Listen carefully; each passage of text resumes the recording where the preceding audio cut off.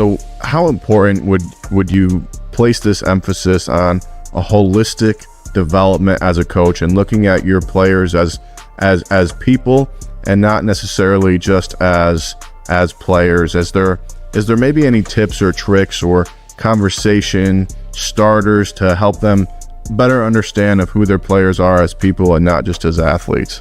Yeah, it starts with the mindset of the coach. You're 100% right. Like one of the things that's dangerous about metrics is, they use it like a verdict, or an assessment tool as a verdict, like when the athletes get on their stress tests and stuff, that's the verdict of where you are. You've got to meet that with some conversations. This is a starting point. So the mindset of the coach around how they're going to use the tools, whether they be communication tools, assessments, you got to meet that with humanity. We must treat people with humanity. They're individuals first.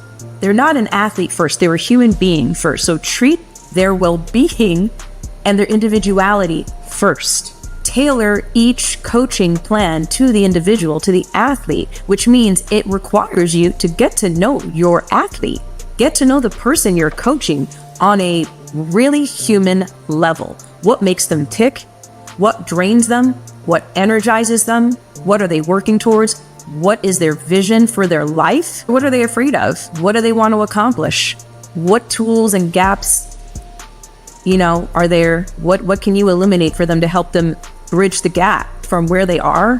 That's the role of a coach, is clearly helping someone define where you are, where you want to be, and the delta in between, and you're helping them, empower them to get there.